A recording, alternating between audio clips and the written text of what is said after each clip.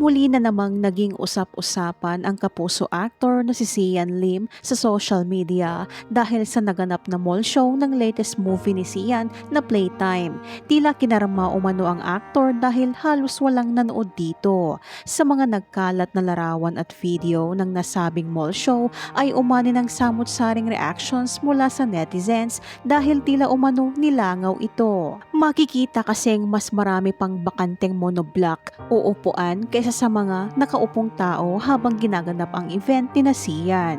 Biniro pa nga ng ilang netizens na monoblockbuster umano ang nasabing event.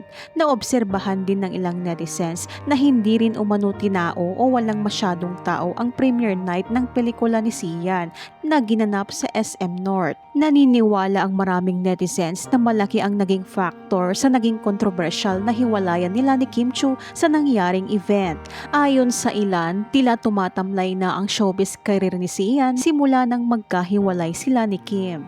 Lalo pang nagalit ang fans ni Kim Chiu kay Sian Lim dahil sa recent interview nito sa Fast Talk with Boy Abunda. Sa nasabing panayam, naitanong ni Boy Abunda sa aktor kung magkaibigan pa sila ng actress na si Kim matapos ng kanilang hiwalayan. Of course, nagulat ako sa tanong. Of course, yes, sambit ng aktor.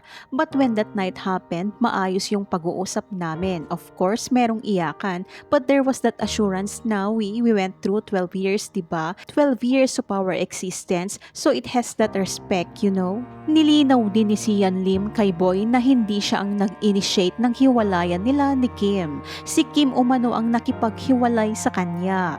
To be completely honest, I wasn't the one who engaged in the separation. Yun lang po. It's that simple. I wasn't the one who initiated the breakup. Idiniin din ni Sian na malinis ang kanyang record sa loob ng panahong magkarelasyon sila ni Kim Chiu. Yung mga pambabati ko sa akin ng karamihan, I think they should just look at it from us na for more than a decade, I never had any. My record is clean and I'm proud of that. Samantala, nagpasalamat naman ang actor-director sa mga hindi bumitaw na fans simula noong nagsisimula pa lamang siya sa industriya ng showbiz. Sa kanyang Instagram page, nagbahagi ng appreciation post si Sian para sa kanyang mga tagahanga. Narito naman ang mga naging reactions ng ilang netizens kay Sian Lim.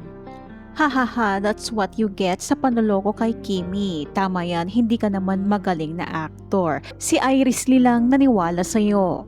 Pati movie niya lalangawin din. Nakakaawa din yung mga artista na kasama niya sa movie kasi nadamay sa karma ni Akla. Yan ang hinahanap mo. Masakit diba? Siraan mo pa si Kim. Mas lalo kang hahatakin pababa.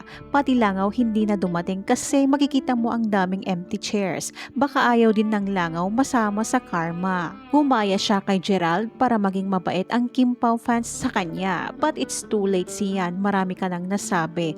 Umuwi ka na lang US. Hindi siya sumikat kung hindi dahil kay Kim. At the end siya pa mismo, hiniwalayan niya si Kim.